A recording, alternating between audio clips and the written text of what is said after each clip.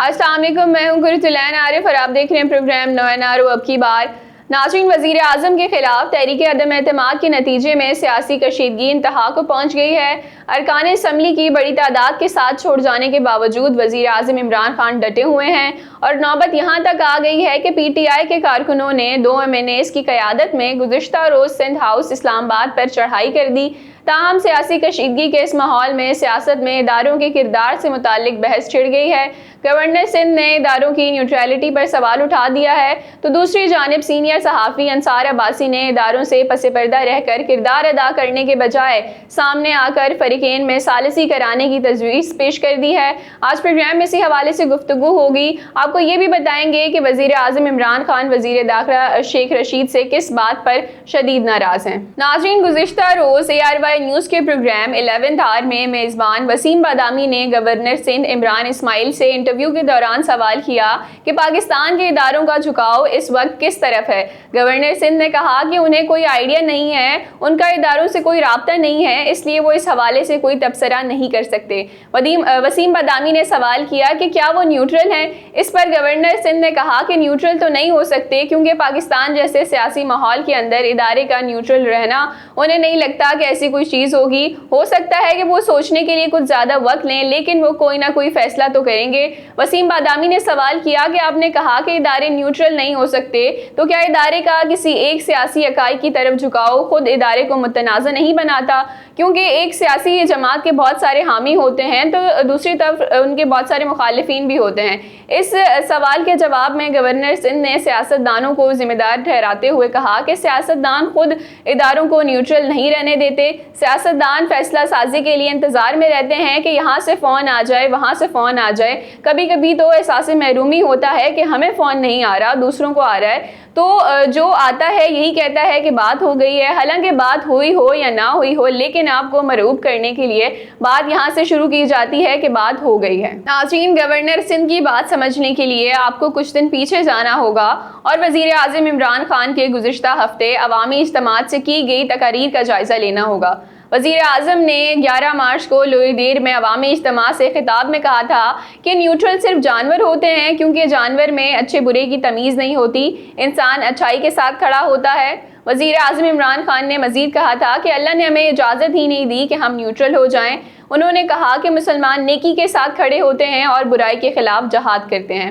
ناظرین، اگر وزیر اعظم کی اس تقریر کو گورنر سندھ کے گزشتہ روز کے انٹرویو کے ساتھ ملا کر اس کا تجزیہ کیا جائے تو یہ بات بخوبی سمجھ آ سکتی ہے کہ حکومت کو ایسا لگتا ہے کہ ادارے کا جھکاؤ اپوزیشن کی جانب ہو گیا ہے۔ اسی وجہ سے وزیر اعظم نے پہلے اپنی تقریر میں یہ کہا تھا کہ نیوٹرل صرف جانور ہوتے ہیں، یعنی دوسرے لفظوں میں وزیر اعظم یہ کہنا چاہ رہے تھے کہ ادارے اب بھی نیوٹرل نہیں رہے بلکہ وہ حکومت کے خلاف ہو گئے ہیں۔ گورنر سندھ عمران اسماعیل نے بھی گزشتہ روز اسی بات کو تھوڑا وضاحت سے بیان کیا ہے کہ ادارے نیوٹرل نہیں ہیں۔ ناظرین، وطن عزیز میں کشیدہ سیاسی صورتحال کے بیچ میں ایک اور بحث چھڑ گئی ہے۔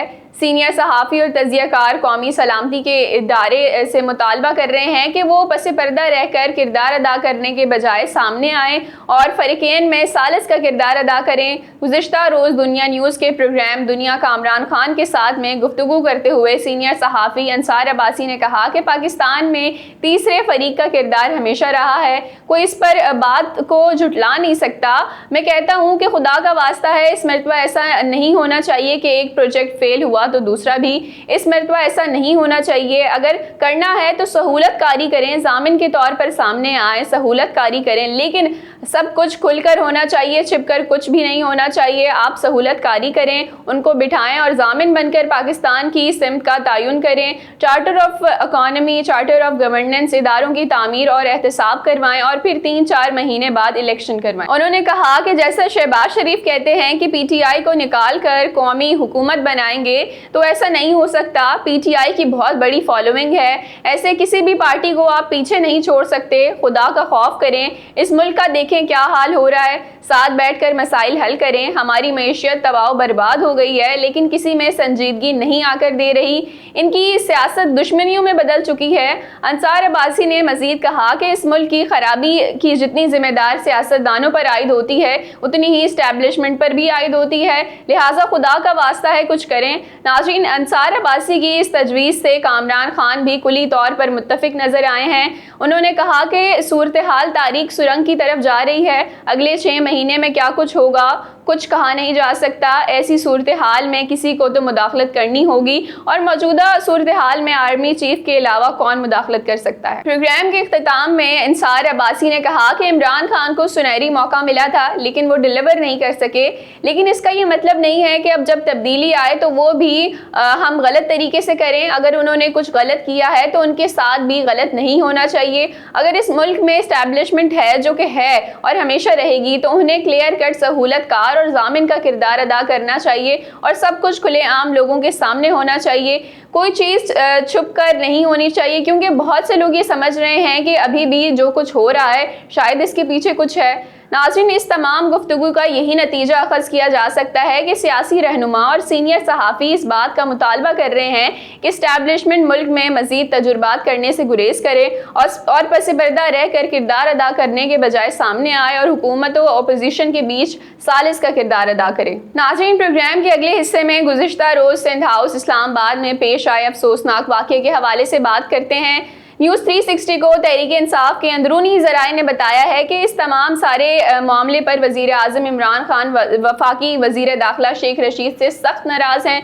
पार्टी ज़राए के मुताबिक वज़ीर आज़म इमरान खान की शेख रशीद से नाराज़गी की पहली वजह तो सिंध में गवर्नर राज लगाने की तजवीज़ बनी। दूसरा, वज़ीर आज़म को इस बात पर भी शदीद गुस्सा है कि PTI के अरकान असम्बली और कारकुनान सिंध हाउस जाने के लिए रेड जोन के बाहर जमा हो रहे थे तो इस्लामाबाद पुलिस हरकत में क्यों नहीं आई।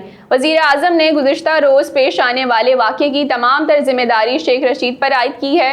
ज़राए के मुताबिक वज़ीर आज़म ने इस्लामाबाद से PTI के MNA से एहतजाज से मुतालिक इस्तफसार किया तो वज़ीर आज़म को आगाह किया गया कि एहतजाज में कराची के MNAs और कारकुनान मुलव्विस थे और एहतजाज का PTI इस्लामाबाद से कोई ताल्लुक नहीं था। जी नाज़रीन, तो ये थी सारी सियासी सूरत हाल कि सियासत में क्या चल रहा है, क्या आगे जाके तहरीक अदम एतमाद जीतेगी, क्या वज़ीर आज़म क्या उनका लाए अमल होगा। आगे हम देखते हैं कि सियासत में क्या सूरत हाल होगी। उन तमाम तफसीलात से भी आपको आगाह करेंगे। फिर हाजिर होंगे नए प्रोग्राम के साथ। अल्लाह ने